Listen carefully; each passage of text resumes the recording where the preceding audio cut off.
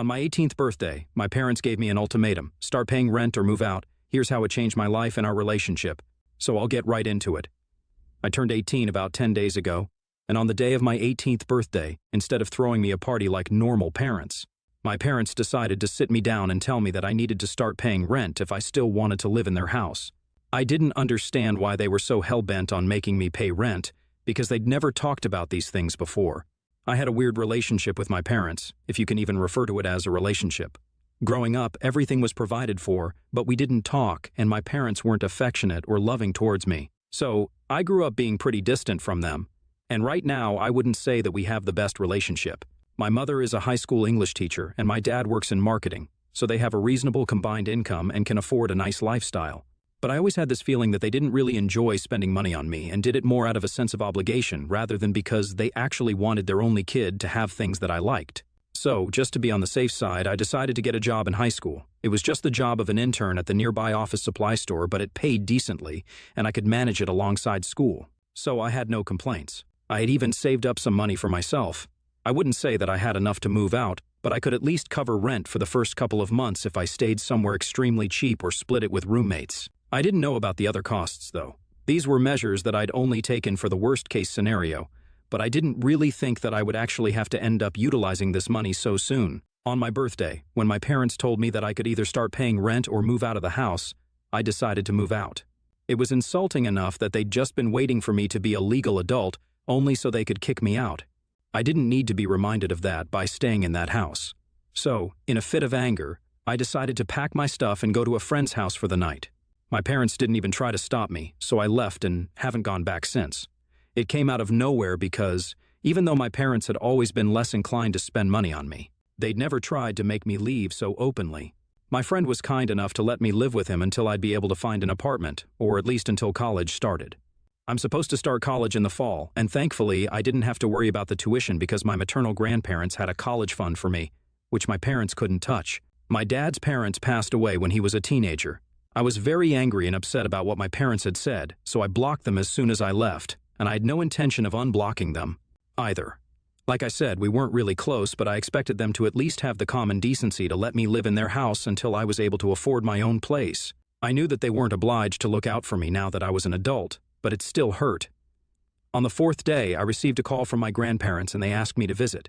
I realized that they had no idea what had happened, so I visited them and told them everything. They'd always known that my parents weren't the most emotionally available people when it came to me, but they were livid when I told them about my parents insisting that I either pay rent or leave. They told me that it was outrageous and they couldn't accept behavior of this sort. They asked me to move in with them like they had several times before, but I refused yet again because my grandparents were old, and I didn't want to be an extra burden on them. My grandpa had a furniture company, and they were pretty comfortable financially, so it wasn't that which I was worried about. But my grandpa was suffering from Parkinson's, and my grandma had enough to deal with as it is. I didn't want to pile on and add more to her plate. I knew that they would have loved to have me there with them, but I cared too much about my grandparents to impose my presence on them. Besides, now that I was an adult, I couldn't just rely on them for help, and I had to make something of myself for the future. That's why I refused to move in with them, which disappointed them a little, but they understood where I was coming from. For me, it was just good enough that they'd even offered to let me live with them, because not a lot of people have that kind of heart, especially not the kind of people I grew up with, not my parents for sure. They told me that I could ask them for whatever help that I needed, and they'd be there for me, which meant a lot. I visited my grandparents at least once a week, but after that, I got kind of busy looking for apartments to move into because there was still a good few months to go before college started. Then, yesterday, I received a call from my parents. My dad was using his business number because that was the only one that I'd forgotten to block. When I answered the call, I realized that both my parents were on the line to talk to me. They informed me that my grandparents had decided to back out of an investment on account of what I told them. And now my parents were panicking because this was my father's business that he was going to start in a couple of months. My mother had convinced my grandpa with great difficulty to come on board as an investor, but as soon as he learned what my parents had said to me, he backed out of the deal. Apparently, my father's new business idea was also the reason he was asking me to pay rent, because then he would have another source of money as well and would end up saving a lot so that money could eventually go into his business.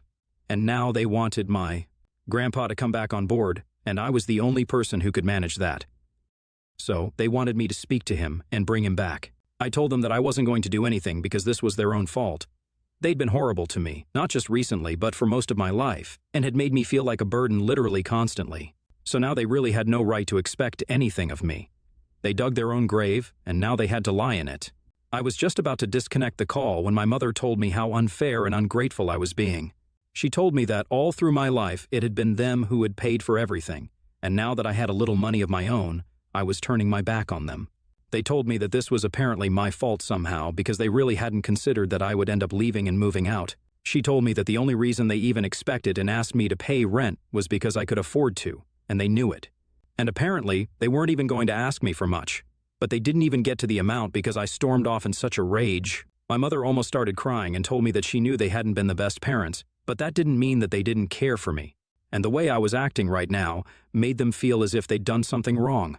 My dad told me that it was up to me what I wanted to do, but he reminded me that this business he was about to start was his dream project, and he would be shattered if it didn't come through.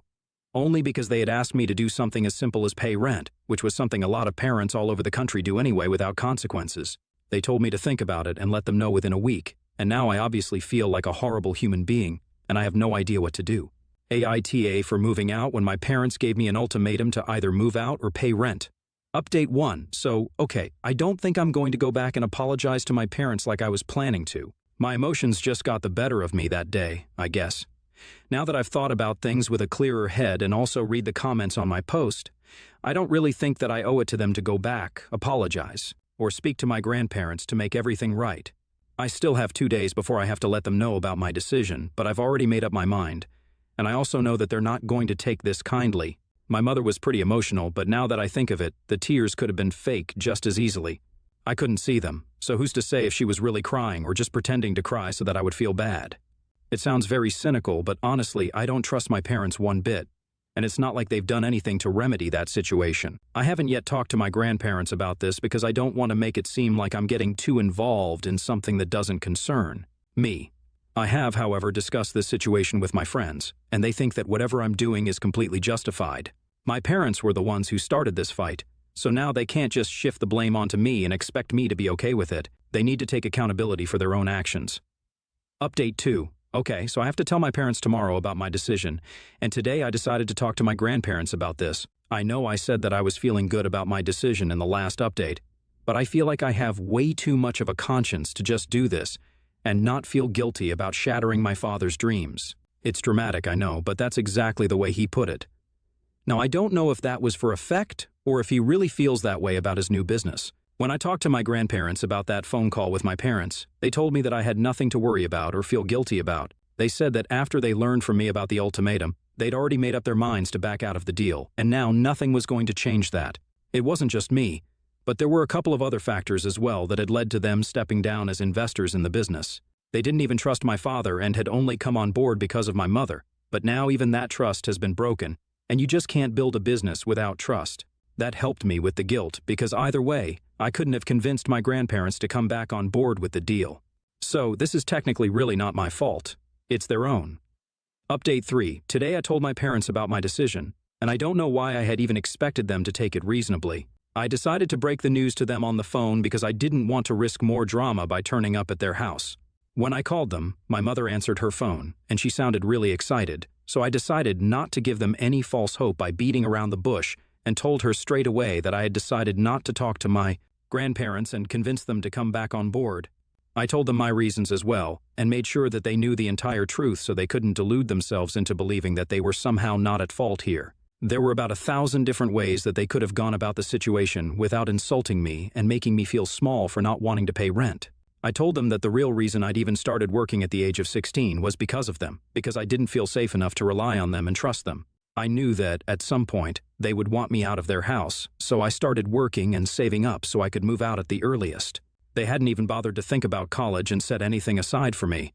I'm not saying that they were obliged to, but they were my parents, and they could afford to do so. All my friends' parents were paying for their tuition, and I was. The only one who was relying on my grandparents for it. They'd never, ever made me feel like I could count on them, be it financially or even emotionally. And to be fair, they'd given me the choice to move out. So I just took them up on their own offer, and now they couldn't complain about it. I didn't owe it to them to talk to my grandparents and clear the air between them. Why should it be my problem if my dad doesn't get to live out his dream of being a businessman when it wasn't his problem to think about where I would live if they demanded rent from me out of money that I was saving for my future? After I was done ranting, my dad told me that I was a huge disappointment and that he regretted even talking to me and hoping that I'd be reasonable about this whole thing. He told me that he felt like a failure because he'd raised an egoistic and self-centered jerk as a son, and there was nothing in the world that could bring him more shame than my behavior. I guess I shouldn't have, but I decided to take it up a notch and told my father that he didn't need to feel ashamed because he hadn't raised me to be this way. To be honest, he hadn't raised me at all, so he had nothing to worry about. That set him off, so I just put him on speaker and went on with breakfast while he screamed at me and my mother tried to calm him down. It was kind of entertaining for a while, until he started accusing me of using them for money all these years. I don't understand what the heck that was about because I was literally just a child, and they were my parents, so they were actually legally required to take care of me. So it wasn't as if they were doing me any favors by letting me stay in their house and giving me food to eat. They neglected me emotionally, and they would have done so financially as well had it not been the law that was stopping them from ignoring my existence altogether and leaving me to fend for myself. I told my father that I couldn't have been using him for money because, up until a couple of days ago, I was legally still a minor, so he had to pay for my well-being within his means. And even then, I would try my very best not to ask him for money and use my savings for things that I would need, even if it was something as simple as sneakers. For the past few years, ever since I started working at the store, I've been paying for myself and trying to make myself as scarce as possible so as not to bother my parents. But even that didn't seem to be enough for them, and they constantly wanted more and more. That turned into a pretty brutal argument, and he called me a lot of things and so did my mother. By the time I disconnected the call, I was pretty emotionally broken. I didn't know how to cope with it on my own, and I didn't want to disturb my friend because he worked late into the night and slept till late as well. He was already doing me a huge favor by letting me live with him without paying rent. I wasn't about to bother him with this burden as well. So, I decided to call the only people who I knew I could rely on without a second thought. My grandparents answered the call almost immediately. I pretty much broke down into tears while telling them about my conversation with my parents just before that. They seemed to be upset by the things that my parents had said to me as well, and said that they would fix the situation. I didn't understand what that meant, and I didn't want to ask either because I was sure that whatever my grandparents did would be for the best. Of course, my grandparents knew better than to try and reconcile me with my parents, so it was definitely not going to be that. They still haven't told me exactly what they're going to do, but I'm sure that it's not going to be something pleasant because of their tone. I could tell that they were not at all pleased with my parents, and they were going to come down on them hard. I'm actually kind of excited about what's going to happen now.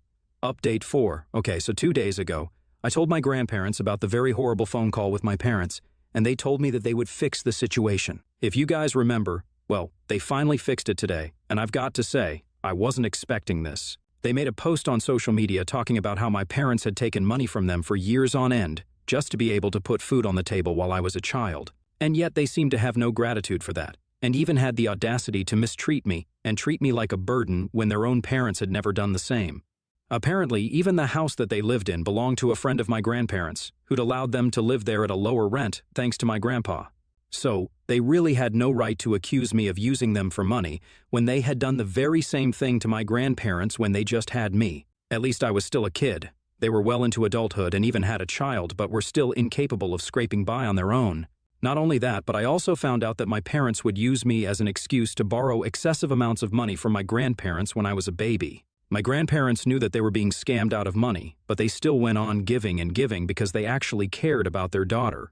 And today, they were heartbroken to learn that my mother was not even capable of doing the same for her own son, and thought that her husband was somehow more important than her son. They announced what a no-good idiot my father was back when I was a child, which is why they didn't want to invest in his business in the first place. He'd already tried to start 2 businesses when I was younger, but they didn't work, and my grandparents had to bail him out of those situations and pay off his debts. They didn't want to end up having to do that yet again, which is another reason that they backed out of the deal. So, I guess now it finally makes sense why my grandparents were so hesitant to invest in my parents' business, and it's completely fair as well. Their post has received a lot of attention from my relatives and their friends, and I think I'm going to share it so that more people can see it and know how awful my parents are. So far, I haven't received any word from my parents. I'm guessing that they've seen the post but just haven't been able to come up with an adequate response to it because all of it is true after all. I bet they regret being so heartless with me on the phone the other day. Had they just let me go peacefully, then they wouldn't have so much to deal with. Update 5. Well, It's been a week since my grandparents posted, and pretty much the entire family has cut my parents off. My grandparents told me that they got into a huge fight with my parents that evening, after my mother showed up with my father at their house. They came there to confront my grandparents and make them take that post down somehow. But my grandparents weren't bothered in the slightest and stood their ground because they knew that they were the reason my parents even had the audacity to come and confront them like this. Obviously, they were pretty nasty towards my grandparents as well and cursed them out pretty badly, but my grandparents didn't take it too hard because they knew that this was exactly what they could expect from people like them.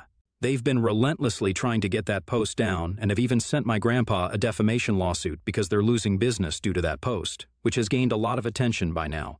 I will literally never understand how my parents managed to take everything and then blame it on somebody else instead of just taking accountability for once in their lives. I think that they're physically incapable of acknowledging that they messed up and apologizing for it. They haven't contacted me yet, which I think is a good sign because it means that they're finally done bothering me. I've also spoken to my friend because recently I found an apartment that I could share with 2 roommates, and the rent was minimal, so I could afford it. I talked to him about moving out, but to my surprise, he told me that I could live with him for as long as I needed to. Apparently, he'd read the post that I shared, and he strongly believed that I should be saving money for the future because my parents were never going to come around and start helping me. They would always do their best to drag me down. He was a couple of years older than me and had already been working for almost a year. He received allowances from his parents every now and then, so he could very well afford to let me live with him for the time being. I'm super grateful that I made a friend like this because people like him are really hard to find in today's dog-eat-dog world. I guess I lucked out in the department of having great grandparents and friends.